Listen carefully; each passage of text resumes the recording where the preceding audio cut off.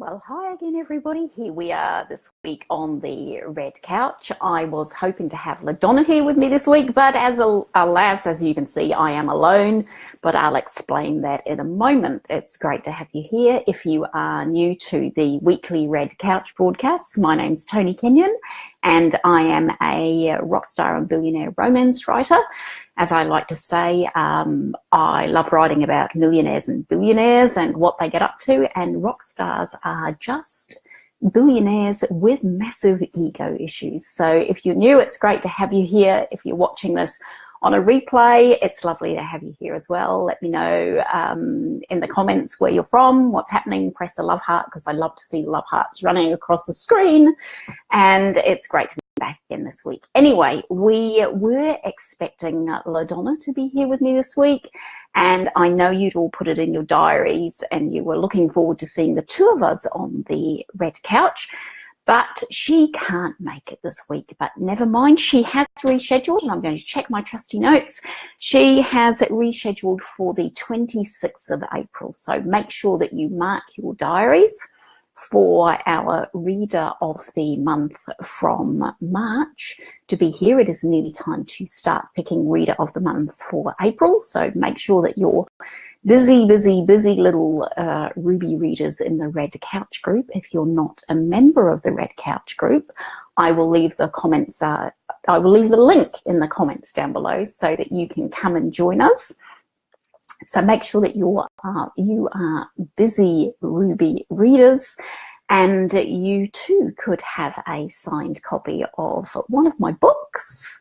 Here's, speaking of those billionaires, here's one of my billionaires, The Billionaire Vintner. I loved writing that story. You too could have one of my paperbacks winging its way to you with my little scribbles all over it, and that's a lot of fun too. So what is on the agenda this week? This week's winner.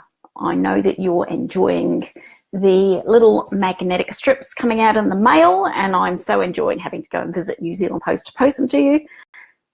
Here's this week's version. It is a little Maori pattern, which is used for all aspects of design, according to the back, which I can't read because it's too close and I've got my glasses on. But it is winging its way out this week to the lovely Susan Moore, who has been very active in the group. And Susan, it's been lovely to see your name popping up regularly all week. And so get in touch with me, and I will look forward to popping this out in the mail to you and visiting the lovely people at New Zealand Post again, who are getting quite used to seeing me popping in week after week. Okay. What's been happening with me? I think I shared last week that I'd managed to avoid eating any chocolate over the whole of Easter. How did I manage that? Some of you have asked, and it's because I've radically rehauled my diet. So I have been looking at a plant-based, starch-based vegan diet this week, and I have to tell you that I have the most supportive husband in the world, who has been dining out on the last 10 days on interesting things like quinoa and kumara mash and garlic mashed potatoes. And what did we have last night? Red lentil chili. So it sounds odd, but I have to tell you, it's not. It's been, for me, the last 10 days, the most amazing revelation about eating. So if you're, well, my Northern Hemisphere friends are coming into summer. If you get to that point in time where you think, oh my God, there might be a little too much of the winter pelt hanging around the waist or something like that, then you might want to have a look at this. This is, I've tried all kinds of dreadful things, you know, yo-yo dieting and all that dreadful stuff that we try. This has been a game changer for me. I am thoroughly satisfied.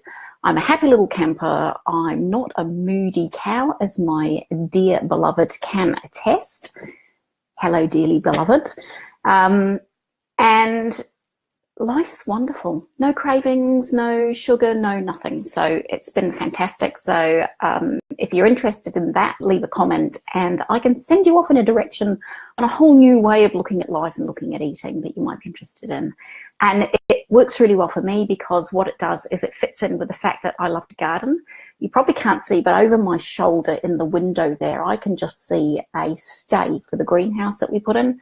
We've had cyclones, had to take the whole thing down, you know, it just would have been found down the road, you know, up a tree, across the road. It's been terrible here. I don't know what the hell's going on with the weather, but you know, there's about 35,000 homes where I live at the moment that are still without power. It's like third world conditions because we've had some dreadful, you know, howling gale come through the place. But eating this way works really well for me because it fits in with the fact that I love growing things. So, and I don't have to eat anything that I don't pick or would not be happy sort of killing myself. I don't have any trouble killing lentils.